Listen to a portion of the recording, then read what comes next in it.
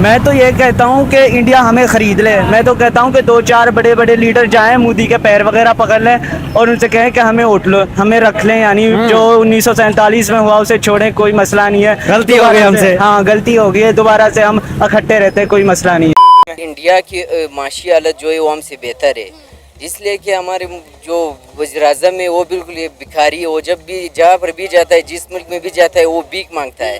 वो कोई इस तरह के वो नहीं लेता कि मैं अपने मुल्क के लिए जो कर रहा हूँ क्या है सही है गलत है। वो सिर्फ भीख मांगता है, वो जितने भी उधार लेता रहता है। और वो जो हमारे न्यू जनरेशन है वो सब इसमें फंस रहे।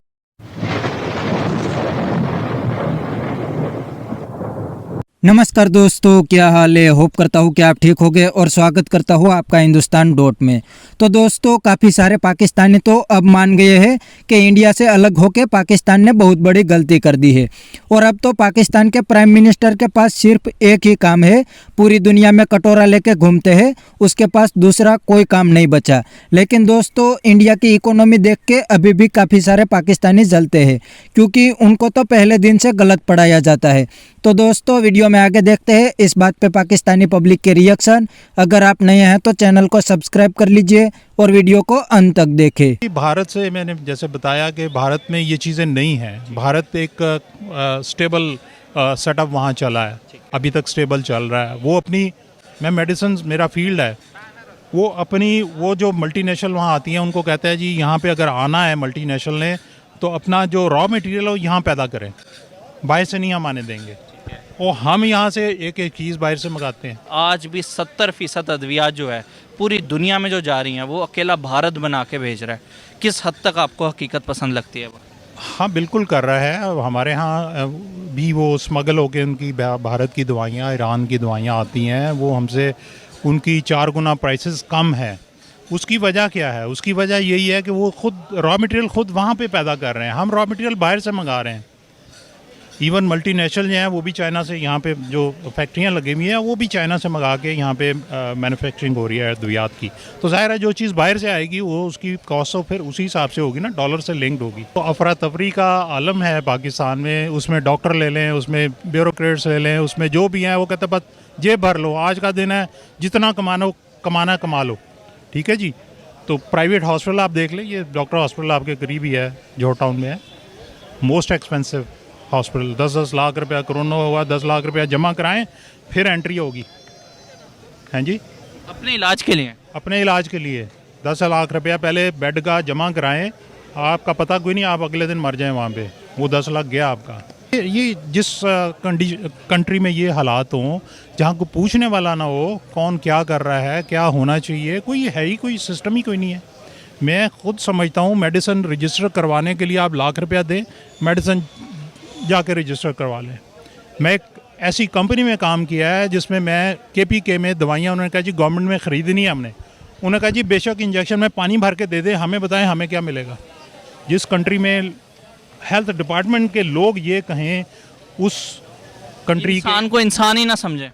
इंसान तो हम तो जानवरों से बदतर ज़िंदगी यहाँ गुजार रहे हैं जनाब। मैं अमेरिका भी होके आया हूँ, मैं स्विट्ज़रलैंड कंपनियों, फार्मा कंपनियों में, मुझे कंपनियों ने वहाँ स्विट्ज़रलैंड भी भेजा, मुझे अमेरिका भेजा, मैंने वहाँ भी सेटअप्स देखे हैं। तो वहाँ ह्यूमैनिटी मैंने देखी। आपको सिंपल सी बात बता देता हूँ कि स्विट्ज़रलैंड में मैं गया, मैं जेनवा झील पे खड़ा हुआ था, मेरी रंगत को शायद देख के उन्होंने पहचान लिया, तो मेरे पास वो गोरे आए, do you have cheers, do you have hashish, यानी वो समझा कि कोई सौदागर आया जाए। मैं सैर करने वहाँ गया हुआ हूँ। तो इसी तरह अमेरिका में भी देखा है। अमेरिका जाहिर है वो कंट्री, अमेरिका गया हूँ तो वहाँ इंडिया की चीज़ें, यानी इवन टूथब्रश जो है इंडिया का वहाँ मैंने देखे। मेड इन इंडिया मतलब वहाँ तक पहुँच गया? वहाँ तक पहुँच गया। तो हम तो किसी खाते में नहीं आते ना। भारत जाने का इत्तेफाक हुआ है? पाकिस्तान में आपको बताता हूँ, मैं एक जगह बैठा हुआ था अमेरिका में, तो कोई फैमिली मेरे पास बैठी हुई थी। उन्होंने कहा जी where are you from? I said I am from Pakistan. वो सोच में पड़ गया, पाकिस्तान, वेयर इज़ इट? मैंने कहा क्लोज टू द इंडिया। अच्छा, फिर भी उनको थोड़ा सा समझ आ गया। फिर आखिर पाकिस्तान पे और बातें होती रहीं। फिर आखिर कहता जी the land of Imran Khan, cricket के हवाले से। फिर वो उसने अच्छा पाकिस्तान।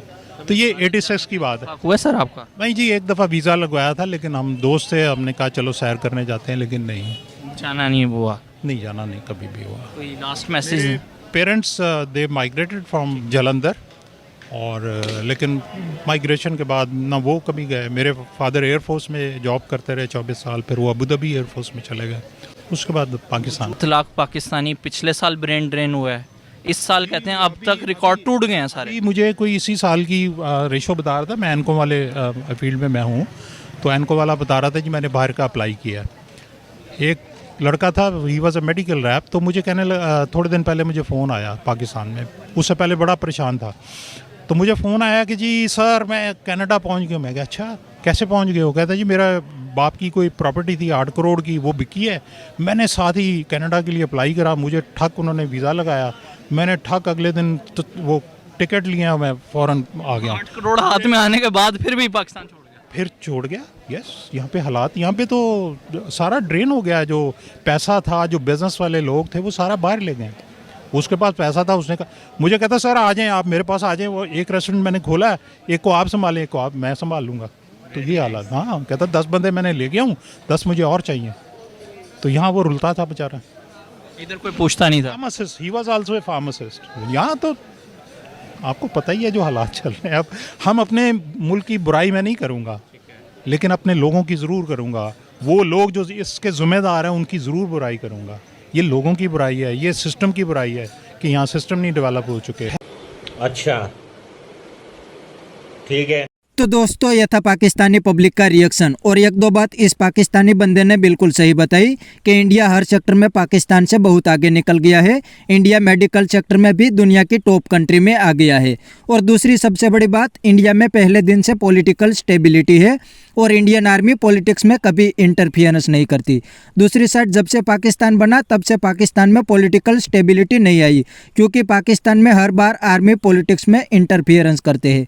और दोस्तों दूसरी सबसे बड़ी बात पाकिस्तानी ने बताई कि पाकिस्तानी की रिस्पेक्ट दुनिया में कोई नहीं करता और पाकिस्तान को दुनिया में कोई जानता भी नहीं है, क्योंकि पाकिस्तान के पास दुनिया को देने के लिए कुछ भी नहीं है और दुनिया से खरीदने के लिए डॉलर भी नहीं है। और पाकिस्तान में तो अब कुछ भी नहीं बचा, इसीलिए तो पाकिस्तानी अपनी कंट्री से भागने लगे हैं। लेकिन पाकिस्तानी को दूसरी कंट्री वाले कोई वीज़ा भी नहीं देते, क्योंकि वो भी अब पाकिस्तानी से तंग आ गए हैं। क्योंकि पाकिस्तानी काम करने के बहाने दूसरी कंट्री में जाते हैं और वहां जाके 2 नंबरी या भीख मांगने का काम करते हैं, तो इसीलिए अब पाकिस्तानी को कोई वीज़े भी नहीं देते। तो बस दोस्तों आज के वीडियो में इतना ही। ये था पाकिस्तानी पब्लिक का रिएक्शन। अगर आपको यह वीडियो पसंद आया है तो वीडियो को लाइक शेयर कर दीजिए और चैनल को सब्सक्राइब करना मत भूलिए। थैंक यू, मिलते हैं नेक्स्ट वीडियो में।